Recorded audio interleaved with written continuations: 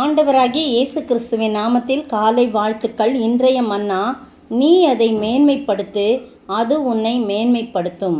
நீ அதை தழுவிக்கொண்டால் அது உன்னை கனம் பண்ணும். நீதிமொழிகள் 4:8.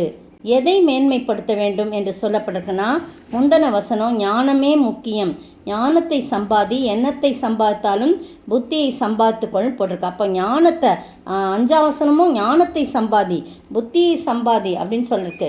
அப்படின்னா அந்த ஞானத்தை தான் என்ன பண்ணுமா, மேன்மைப்படுத்த வேண்டுமா. அதை மேன்மைப்படுத்தும் போது அதை மேன்மைப்படுத்துமா, நம்மை அதை மேன்மைப்படுத்தும். ஞானம் யார்? கர்த்தரே நமக்கு ஞானமும் நீதியும் பரிசுத்தமும் மீட்புமானார் என்று சொல்லி 1 கொரிந்தியர் 1:31 சொல்லப்பட்டிருக்கு. அவரே தேவன் நமக்கு அளித்த ஞானமும் நீதியும் பரிசுத்தமும் மீட்புமானார். அப்போ கடவுள் தான், நம்ம கர்த்தர் தான் நமக்கு ஞானமாக இருக்கு, அவரே நமக்கு ஞானமாக இருக்கு. அந்த ஞானத்தை நம்ம மேன்மைப்படுத்தும் போது, ஞானமாகிய கர்த்தரை மேன்மைப்படுத்தும் போது அவர் நம்மை மேன்மைப்படுத்துகிறவராக இருக்கிறார். அவரை நாம் தழுவி கொண்டால், அவரையே நாம் சார்ந்து கொண்டால் அவர் நம்மை கனப்படுத்தக்கூடியவராக இருக்கிறார். அவரை நாம் மேன்மைப்படுத்தும் போது அவர் நம் தலைக்கு அலங்காரமான முடி போன்று காணப்படுகிறார். மகிமையான கிரீடத்தை நமக்கு சூட்டும்படியாக கிருபை செய்கிறார். அதனால் ஞான மார்க்கத்தை நான் உனக்கு போதித்தேன், செவ்வையான பாதைகள் உன்னை நடத்தினேன் என்று சொல்லப்படுது. அப்போ கர்த்தர் தான் ஞானம். அந்த ஞானத்தின் வழியிலே நாம் நடக்கும்போது செவ்வையான பாதையிலே நம்மை நடத்துகிறவராய் காணப்படுறார். பாருங்க, யோபு 28:28 கர்த்தருக்கு பயப்படுதலே ஞானத்தின் ஆரம்பம். பயப்படுதலே ஞானம். நிறைய இடத்துல பிரசங்கில சொல்லப்பட்டிருக்கு. நிறைய இடத்துல ஒரு 3-4 இடத்துல கர்த்தருக்கு பயப்படுதலே ஞானத்தின் ஆரம்பம், கர்த்தருக்கு பயப்படுதலே ஞானம் அப்படிலாம் சொல்லப்பட்டிருக்கு. பிரசங்கி 7:12 பாருங்க, ஒரு முக்கியமான காரியம். ஞானம் தன்னை உடையவர்களுக்கு ஜீவனை தருமா. அப்போ சாதாரண உலக பிரகாரமான ஞானத்தை குறித்து சொல்லப்பட்டிருந்துச்சுன்னா, இங்கே இந்த வசனம் எப்படி பாருங்க, எந்த ஞானம் நமக்கு ஜீவனை தரக்கூடியதாக இருக்குது. அப்போ ஆண்டவராகிய ஞானம் தான் நமக்கு ஜீவனை தருகிறவராக இருக்கிறார். அவர் தான் நமக்கு ஜீவனும் எல்லாவற்றுக்கும் எல்லாமாக இருக்கிறார். அப்படிப்பட்ட ஜீவனை அருளும் ஞானத்தை நம்ம மேன்மைப்படுத்தணும். அப்படி மேன்மைப்படுத்தும் போது அவர் நம்மை மேன்மைப்படுத்துவார். இந்த உலகத்தில் எதையோ மேன்மைப்படுத்துகிறவர்களாய் காணப்படுறோம்.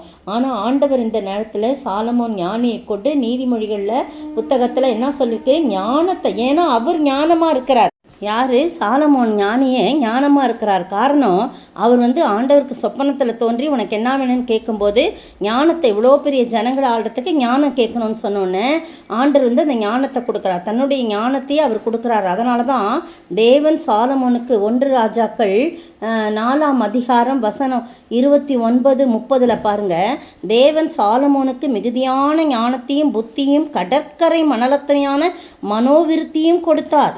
சகல கிழக்கத்தி புத்திரின் ஞானத்தையும் எகிப்தியரின் சகல ஞானத்தையும் பார்க்கிலும் சாலமோனின் ஞானம் சிறந்ததாக இருந்தது. காரணம் என்ன தெரியுமா? அவரே இவருக்கு ஞானமானார், அவரே அந்த ஞானத்தை அருளினார்.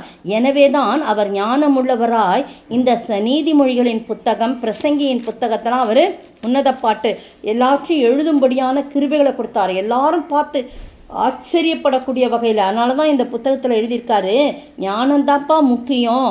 அந்த ஞான வள்ளலாகிய இயேசுவை, அந்த கர்த்தரை, அவர்தான் நமக்கு ஞானமும் நீதியும் பரிசுத்தமும் மீட்புமானார் என்ற வார்த்தையை முக்கியத்துவம் படுத்தி, ஞானம்தான் முக்கியம், அந்த ஞானத்தை நீ சம்பாதி, எதை வேணாலும் சம்பாதிச்சுட்டு போகலாம், ஆனால் இயேசுவை உனக்கென்று சொந்த இரட்சகராக நீ சம்பாதித்துக்கொள், அவரை மேன்மைப்படுத்து, அவர் உன்னை மேன்மைப்படுத்துவார். நீ அதை தழுவி கொண்டால் அது உன்னை கனம் பண்ணும். நாம் ஞானமாகிய ஆண்டவரை தழுவி கொள்ளும்போது, சார்ந்து கொள்ளும்போது அவர் நம்மை கனம் பண்ணுவார். அப்படிப்பட்ட ஆசீர்வாதத்தை நாம் பெற்றிருக்கும் போது, ஞானம் தன்னை உடையவர்களுக்கு ஜீவனை தரும் என்று பிரசங்கி 7:12 படி நமக்கு ஜீவனை தந்து புது சிருஷ்டியாய் வாழ ஆண்டவர் தாமே உதவி செய்வாராக. ஆமேன். ஞானமும் நீரே, கானமும் நீரே, தானமும் நீரே, என் நாதனும் நீரே, ஞான வைத்தியராம் ஔடதம் நீரே, ஆத்மநேசராம் என் நண்பரும் நீரே, எந்த காலத்திலும் எந்த நேரத்திலும் நன்றியால் உம்மை நான் துதிப்பேன். இயேசுவே உம்மை நான் துதிப்பேன், துதிப்பேன், எந்த வேளையிலும் துதிப்பேன். ஸ்தோத்திரிக்கிற ஆண்டவரே, தகப்பனே, உம்மை நன்றியோடு ஸ்தோத்திரிக்கிறோம். இந்த காலை வேளையிலே ஞானமாகிய உம்மை நாங்கள் ஆண்டவரே உறுதியாய் பற்றி கொண்டு உம்மை மேன்மைப்படுத்தும் போது நீர் எங்களை மேன்மைப்படுத்துகிறீர். உம்மை நாங்கள் தழுவி சார்ந்து கொள்ளும்போது நீர் எங்களை கனப்படுத்துகிறீர். எங்களுக்கு ஜீவனை கொடுக்கிறவராய் இருக்கிறீர் ஆண்டவரே.